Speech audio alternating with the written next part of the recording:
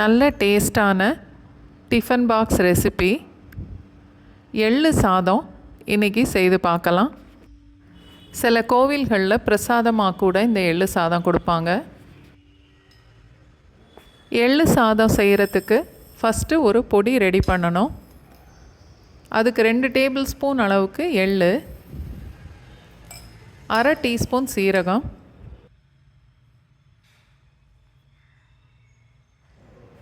4 மிளகாய் வத்தல்.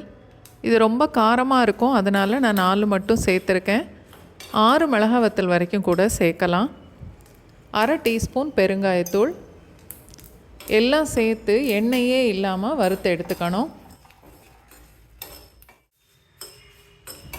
எள்ளு நல்லா பொரியிற வரைக்கும் வறுத்துட்டு ஆற வச்சு மிக்சியில் போட்டு நல்லா நைஸாக திரித்து எடுத்துக்கணும்.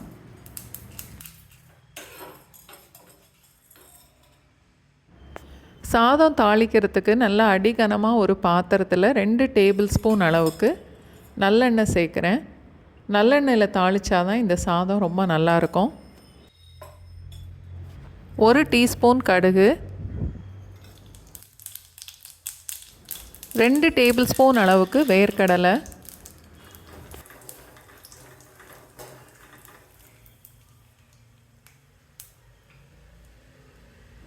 2 டேபிள் ஸ்பூன் உடைச்ச முந்திரி பருப்பு,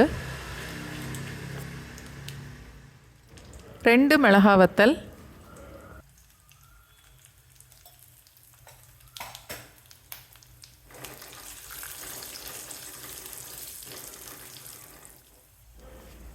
ஒரு 1/4 டீஸ்பூன் அளவுக்கு பெருங்காயம், 2-3 கொத்து கருவேப்பிலை,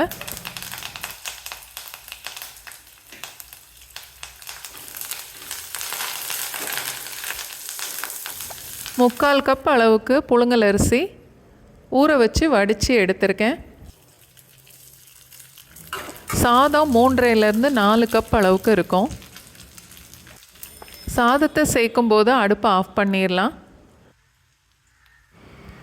மிக்சியில் திரித்து வச்சுருந்த எள்ளு பொடி எல்லாத்தையும் சாதத்தோடு சேர்த்துடலாம்.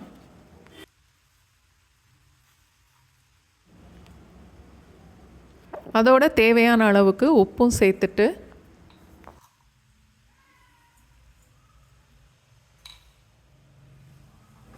சாதத்தோட பொடி உப்பு எல்லாம் சேர்த்து நல்லா கலந்துட்டு 10-15 நிமிஷம் மூடி வச்சுட்டு அதுக்கப்புறம் பரிமாறினா அந்த எள்ளோட வாசனை சாதத்தோடு சேர்ந்து ரொம்ப நல்லாயிருக்கும்.